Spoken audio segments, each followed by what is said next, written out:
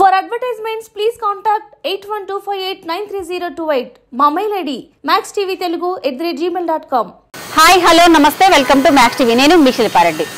మన దేశంలో నేటికి ప్రాచీన కళ మట్టి కుండల తయారీ. ఇది కేవలం ఎండాకాలం అంటే గుర్తొచ్చేది మనకు మట్టి కుండలు. ఆ తర్వాత కనుమరుగైపోతుంటాయి. కానీ వీటిపై ఆధారపడి ఉన్న కుమ్మరి వాళ్ళు, ఈ కుమ్మరి వాళ్ళు పడే కష్ట నష్టాలు అనేవి వాళ్ళతో మాట్లాడి ఆ కష్ట నష్టాలు ఏంటో తెలుసుకుందాం.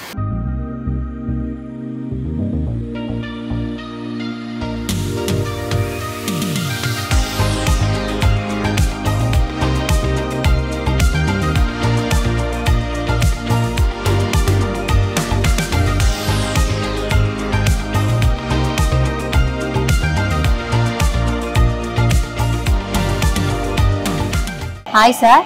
నమస్తే అమ్మా. నమస్తే సార్. మీ పేరు సార్? శ్రీనివాసులు. సార్ మీరు ఈ వృత్తిని ఎంతకాలం నుంచి చేస్తున్నారు? మీరు ఇలా అంటే కుండలు తయారు చేయడం మా తాతల నుంచి వస్తుంది, అలాగే కంటిన్యూ మేము నేర్చుకుంటూ చేస్తాం. సార్ ఒక కుండ అమ్మితే ఎంత ఆదాయం ఉంటుంది? అంటే నార్మల్ గా ఇప్పుడు కుండలు చేస్తుంటారు కదా, అంటే సైజుని బట్టి ఉంటుంది, డిఫరెంట్ డిజైన్స్ ఉంటాయి, దాన్ని బట్టి రేట్ ఫిక్స్ చేస్తాం. ఓకే. ఇప్పుడు నార్మల్ గా మంచి నీళ్ళ కుండ అయితే ఇప్పుడు సమ్మర్ సీజన్ లో బాగా సేల్ అవుతుంది. దాంట్లో 4 సైజులు ఉంటాయి, చిన్నది పెద్దది 4 సైజెస్ ఉంటాయి. దాని సైజుని బట్టి చిన్న సైజ్ అయితే 150 నుంచి స్టార్ట్ అవుతుంది. 150 నుంచి. సార్ మెయిన్ గా అయితే ఈ ఓన్లీ సమ్మర్ లోనే మనకు కుండలు గుర్తొస్తాయి. అవును. తర్వాత టైంలో మీరు ఏం చేస్తుంటారు మరి? తర్వాత ఏంటంటే ఇప్పుడు అన్ని సీజన్, రైనీ సీజన్ వస్తుంది, అప్పుడు పూల కుండలు కూడా మీరు తయారు చేస్తారు. ఆ సీజన్ మళ్ళీ ఇప్పుడు దీపావళి వస్తుంది, దీపావళికి ప్రమిదలు డిజైన్ అవి చేస్తాం. అంటే ఆల్ ఓవర్ 12 months పండుగలు, వినాయక చవితి వినాయకులు తయారు చేస్తాం. బొమ్మలు కూడా తయారు చేస్తాం, వినాయక బొమ్మలు. Okay, super sir. ఇప్పుడు బోనాల పండుగ అని వస్తుంది, బోనం కుండలు తయారు చేస్తాం. అట్లా ఎవ్రీ సీజన్ అట్లా వస్తూనే ఉంటుంది. అసలు ఎలా తయారు చేస్తారు సార్ ఈ కుండలు? చేసి చూపిస్తాను. మనకు కావాల్సినంత మట్టి ఎంత కావాలంటే అంత సైజు. సరే, ఇప్పుడు ఈ మట్టి ఎక్కడి నుంచి తీసుకొస్తారు మరి? ఇప్పుడు అప్పట్లో మా తాతల టైంలో ఇక్కడే దొరికేది, ఇక్కడ మా లోకల్ గా దొరికేది. ఇప్పుడంతా రియల్ ఎస్టేట్ అయిపోయి పెద్ద పెద్ద అపార్ట్మెంట్లు వచ్చేసి జాగా లేక ఇప్పుడు ఎక్కడ మన మహబూబ్ నగర్ డిస్ట్రిక్ట్ నుంచి అక్కడ నుంచి తెస్తున్నాం. ఓకే, అక్కడ నుంచి తీసుకొస్తారు ఇప్పుడు కేవలం ఈ మట్టి? కేవలం. ఓకే, ఈ మట్టిని నానబెట్టి అంటే ఎన్ని డేస్ పడుతుంది సార్ మరి ఒక కుండ తయారు చేయడానికి? ఇప్పుడు అక్కడ నుంచి DCM లో తీసుకొస్తాం. ఒక లోడ్ వచ్చేసి 15,000 20,000 ఉంటుంది. అది తీసుకొచ్చేసి మాకు 6 నెలల వరకు వస్తుంది. ఓకే, 6 నెలల వరకు. 6 నెలలు. ఓకే, ఒక కుండ తయారు చేయడానికి చేయడం బట్టి ఆర్డర్ ఒక 6 నెలలు రావచ్చు, 2 నెలలు కూడా రావచ్చు. ఓకే, ఈ కుండ ఇప్పుడు ఎంత టైం పడుతుంది సార్ ఒక కుండ చేయడానికి? కుండ చేయడానికి అంటే ఇప్పుడు చిన్నది ఇది 2 minutes లో చేశారు. 2 minutes లో. పెద్దది అయితే కొద్ది టైం. అంటే ఎంత టైం పడుతుంది? 10 minutes టైం పడుతుంది. ఓకే, ఇప్పుడు ఈ మట్టి ఇదంతా కలపడానికి 1 day టైం పడుతుందా? మట్టి కలిపిపోయడము 1 day టైం పడుతుంది. 1 day టైం పడుతుంది. కుండ చేయడానికి ఒక 10 minutes టైం పడుతుంది. కొంచెం పెద్ద కుండ అయితే దీనికి 2 రకాలు ఉంటది. ఇప్పుడు దీన్ని తీసేసి కట్ చేసి పెట్టేసాము.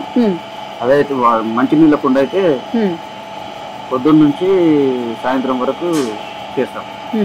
2 times చేయవలసి వస్తుంది. ఓకే, అందాజుగా రోజుకి ఎన్ని కుండలు చేస్తారు సార్? రోజుగా 50 కుండలు, 35 to 50. ఇప్పుడంటే జనరేషన్ మారి మీకు ఇలా వచ్చింది మిషన్. అంతకు ముందు ఎలా తయారు చేసేవాళ్ళు సార్? ఈ వీల్ ఉందా, ఈ వీల్ పైన చేసేవాళ్ళం. ఓకే, ఈ వీల్ కట్టెబెట్టి తిప్పి దాన్ని మట్టేసేసి చేసేవాళ్ళం. ఓకే, సేమ్ ఇంతే, కాకపోతే ఇది ఎలక్ట్రికల్, అది కష్టం. ఓకే, అది కొంచెం కష్టంతో ఉంటుంది, కొంచెం సులువు. ఇది సులువు. ఇప్పుడు నార్మల్ గా కుండలు మీరే తయారు చేసి మీరే నేరుగా అమ్ముతారా, లేదంటే వేరే ఎవరికైనా దళారీ వ్యవస్థ ఉంటుందా మీకు? దళారీ వ్యవస్థ ఏం లేదు. ఇక్కడ మా చుట్టుపక్కల గ్రామాల వాళ్ళు ఉంటారు కదా, వాళ్ళు ఇప్పుడు పని రాని వాళ్ళు ఉంటారు, మా దగ్గరకు వచ్చి తీసుకెళ్లి అమ్ముకుంటారు. పని రాని వాళ్ళు. ఇంకా మాది షాపులు కూడా ఉన్నాయి, షాప్ దగ్గరికి తీసుకెళ్తాం.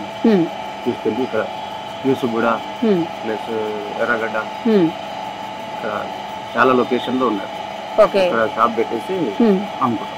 సరే, ఇప్పుడు కుండలు తయారు చేస్తారు, కొన్ని కుండలు బాగానే ఉంటాయి, సడన్ గా కొన్ని కుండలు పగిలిపోతుంటాయి, దాని వల్ల మీకు నష్టం ఉంటుందా? ఉంటదమ్మా తప్పకుండా. ఎందుకంటే ఇప్పుడు చేసి పెట్టాం మనం, వీటిని ఆరబెట్టాలి బయట ఎండలో. బాగా ఆరిన తర్వాతనే ఆరబెట్టినప్పుడు కూడా చాలా జాగ్రత్త చూసుకోవాలి.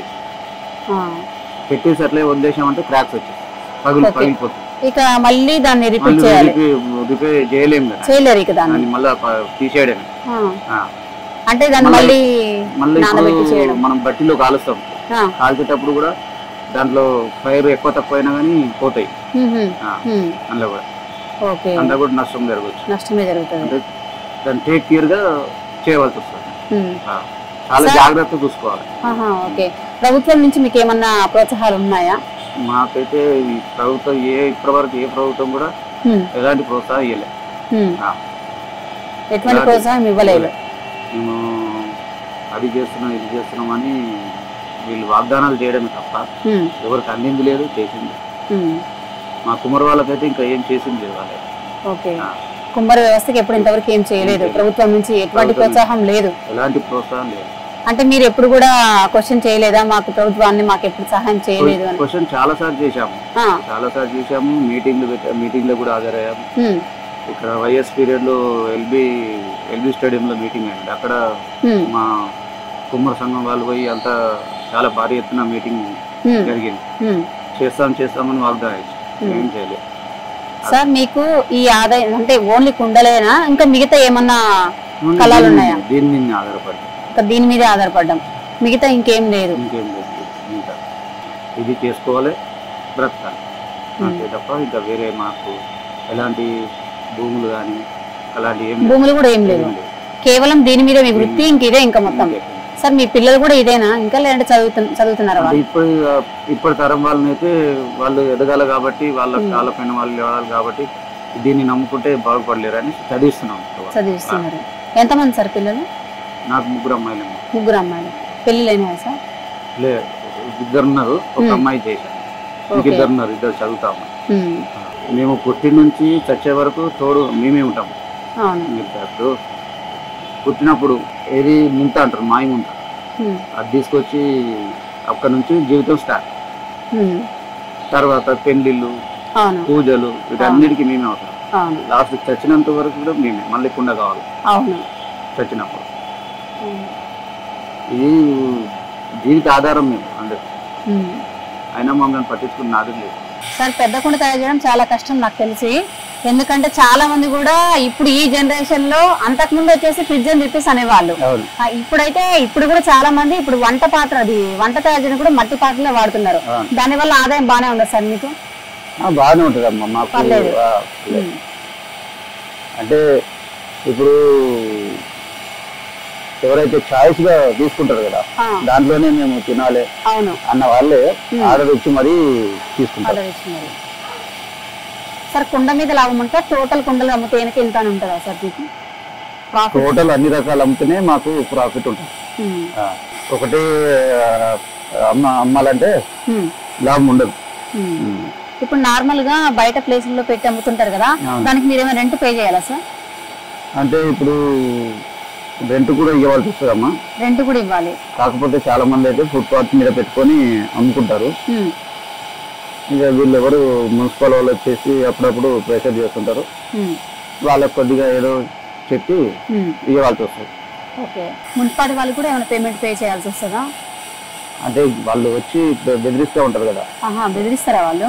తీసేయాలి, ఇడికి తీసేయాలి, ఫుట్పాత్ మీద ఎవరు పెట్టమన్నారు అలాంటి అని బెదిరిస్తా ఉంటారు. వాళ్ళకి ఏదైనా నాకు చెప్పి చేసి ఇస్తామన్నట్టు. అట్లా ఎక్కడైనా కానీ ఎవరైనా ఊరుకోరు కదా. ఇప్పుడు షాప్ల ముందర పెడితే షాప్ల ముందర పెట్టనివారు. వాళ్ళకు లేని అనుమానాలు, కుండ మా షాప్ ముంగట ఉండొద్దు, మాకు అదే నచ్చదు, మాకు బిజినెస్ నడవదు అని ఒక చిన్న చూపు చూస్తారనమాట కుమ్మరి వాళ్ళు. అందుకే గవర్నమెంట్ నుంచి ఒక మార్కెట్ యార్డ్ లాగా కుమ్మరోళ్ళకు కేటాయించాలనేది మా అభిప్రాయం.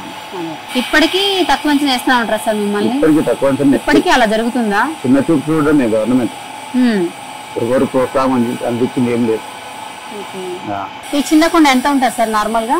ఇది వచ్చేసి 150-200. 150-200 ఉంటుంది సార్. బయట షాప్ లో మీరు అంటే నార్మల్ గా ఫిక్స్ రేట్లు అమ్ముతారు కదా, మీరు అసలు అమ్మరు కదా సార్? మేము అట్లా ఫిక్స్ రేట్ అనేది ఏముండదు అమ్మ మాకు. మేము ఇప్పుడు ఒకరు పేద వాళ్ళు వస్తారు, వాళ్ళకి చూసి ఇచ్చేస్తారు. సరే సార్ గరీబ్ వాళ్ళం సార్ అని వస్తారు, అని చూసి ఇచ్చేస్తారు. అట్లా అదేం ఫిక్స్ రేట్ అని మాది ఉంటాం. మేము బయట షాప్ లో ఫిక్స్ రేట్ అని చెప్పేసి అమ్ముతుంటారు కదా సార్, అంటే వాళ్ళు వాళ్ళలాగా మీరు అట్లా అమ్మం. మేము అట్లా అమ్మరు, చూసి ఇచ్చేస్తూనే ఉంటాం. పరిస్థితిని బట్టి ఒక్కొరు పరిస్థితి ఉంటది కదమ్మా. లేని వాళ్ళు ఉంటారు, ఉన్న వాళ్ళు ఉంటారు. ఉన్న వాళ్ళు అయితే అడిగింది, ఉన్న వాళ్ళే ఇంకా లేని వాళ్ళకన్నా మరీ ఘోరం. ఇంతనా అంతనా అంటారా. లేని వాళ్ళే పర్వాలేదు, ఇంకా వాళ్ళు ఏదో బతిందా ఇంటి ఇచ్చేసేంటారా అని తీసుకెళ్తారు, వాళ్ళే నయం. నిజమే సార్. ప్రాపర్ ఎక్కడ సార్ మీరు అసలు? మాది ఇక్కడే మొత్తం టోటల్ హైదరాబాదే, మాదాపూర్. మా తాత ముత్తాతల నుంచి ఇక్కడే. గవర్నమెంట్ కి నేను చెప్పేది ఒకటే అన్నా, ఇప్పుడు మా శాలివాన కుమ్మరులు ఉన్నారు, వాళ్ళకు సబ్సిడీ కింద లోన్ లాంటిది ఇప్పించి వాళ్ళకు ఇలాంటి వీల్స్, వాళ్ళు కొనలేని పరిస్థితి, వాళ్ళు ఇలాంటి వీల్స్ గాని మట్టి గాని మట్టి కుంటలు ఉంటాయి, అలాంటి ఫ్రీ కల్పిస్తే మాకు కొద్దిగా బెనిఫిట్ ఉంటుంది, బతకగలుగుతాం మేము. ప్రతిదీ కొనవలసి వస్తుంది మాకు. ఈవెన్ మట్టి కూడా కొనాల్సిందే మాకు. ఓకే, ఎంత పడుతుంది సార్ మట్టికి పేమెంట్? ఒక లోడ్ ఒక డీసీఎం అనుకో 20,000 వస్తుంది. 20,000. ఓకే, ఇప్పుడు మిషన్ ఎంత పడింది సార్ ఇప్పుడు? ఇది 35,000 అమ్మాయి. 35,000 సార్. కరెంట్ బిల్లు వస్తుంది కదా? కరెంట్ బిల్ కూడా వస్తుందమ్మా. ఎంత సార్ అందాజుగా దీని వరకు? ఇప్పుడు దీని వరకు మేము డైలీ యూజ్ చేస్తే 2,000-2,500 వస్తుందా సార్? ఇక ప్రాఫిట్ ఎక్కడ ఉంటుంది సార్ మరి? ఈ మట్టి మేము చేసుకోవాల్సి వస్తుంది. అదే ఇప్పుడు రేవంత్ రెడ్డి అన్నాడు, ఏది 200 యూనిట్స్ లోపల ఉంటే ఫ్రీ అని అన్నాడు. అది లేదు. ఒక మంత్ వచ్చి మళ్ళీ సెకండ్ మంత్ నుంచి పోయిన నెలది ఈ నెల 2 కలిపి బిల్లు పంపించి అంత ఇవన్నీ అనవసర హామీలు ఇచ్చేసి ప్రజల్ని మబ్బు పెట్టడం తప్ప వీళ్ళు ఉద్ధరించింది ఏం లేదు. ప్రజల్ని నమ్మించి ఓట్లు వేసి గెలుచుకున్నారు మొన్న. చాలా దగా నేను చెప్తున్నాను. రేవంత్ రెడ్డి హెల్ప్ చేస్తా అంటున్నాను, ఇంతవరకు మీకైతే ఎటువంటి సహాయం అందలేదమ్మా. రుణమాఫీ చేస్తాను, రుణమాఫీ లేదు, రుణమాఫీ లేదు, ఏది లేదు. ఇప్పుడు అంతకు ముందు ఎవరు మన కేసీఆర్ గారు పెట్టారు కదా కళ్యాణ్ లక్ష్మి అని. కళ్యాణ్ లక్ష్మి కొద్దిగా కేసీఆర్ చాలా పర్వాలేదమ్మా. ఇప్పుడు కళ్యాణ్ లక్ష్మి కింద నాకు కూడా వచ్చింది, అబద్ధం చెప్పొద్దు, నేను కూడా తీసుకున్నా. కూతురు పెళ్లి చేసినప్పుడు కళ్యాణ్ లక్ష్మి అప్లై చేసినా వచ్చింది. అలాంటి పథకాలు బాగానే ఉన్నాయి. కేసీఆర్ పర్లేదు. ఈ రేవంత్ రెడ్డి వచ్చేసి చాలా ఘోరంగా చేశారు. కాదు, ఇప్పుడు అంతకుముందు ఉంది కదా సార్ కళ్యాణ్ లక్ష్మి అని, మరి ఇప్పుడు రేవంత్ రెడ్డి గారు వచ్చారు కదా సీఎం గా, అది ఉంటుందా? కొనసాగిస్తా అంటుండు కదా, కొనసాగిస్తాను. మళ్ళీ తులం బంగారం ఎక్స్ట్రా ఇస్తాను. ఏది లేదు, ఏది లేదు. అన్ని ఉత్తమాటలు అవన్నీ. అప్పుడు న్యాయం జరిగిందా సార్? మరి ఇప్పుడు న్యాయం జరుగుతుందా? కేసీఆర్ ఉన్నప్పుడే న్యాయం జరిగింది. మరి రేవంత్ రెడ్డి గారు వచ్చినప్పుడు ఎప్పుడు ఎంతవరకు ఇప్పటికే ఏం న్యాయం జరగలేదంటారు? ఏ హామీ కూడా అమలు జరగలేము. ఏ హామీ ఇంతవరకు అమలు జరగలేదు. మహా అంటే 3 months కూడా నమ్మకం కూడా లేదు. ప్రజల్లో విశ్వాసం కోల్పోయారు. 6 నెలల్లో ఒక్క పథకం చేయాలి కదా, అన్ని ఉత్తమం, అన్ని బోగస్ మాటలు ఇవన్నీ. ప్రజల్ని మభ్యపెట్టడం తప్ప ఇంకా చేసింది ఏమీ లేదు. ప్రజల్ని మోసగించి గెలిచాడు. మితిమీరిన హామీలు ఇచ్చేసి, సాధ్యం కాని హామీలు ఇచ్చి గెలిచాడు. ప్రజలు మోసపోయారు. ఇక్కడ హైదరాబాద్ సిటీలో ఒక సీట్ కూడా పోలేదు. మరి అదే ఊర్లనే మోసపోయి ఓట్లు వేసేది.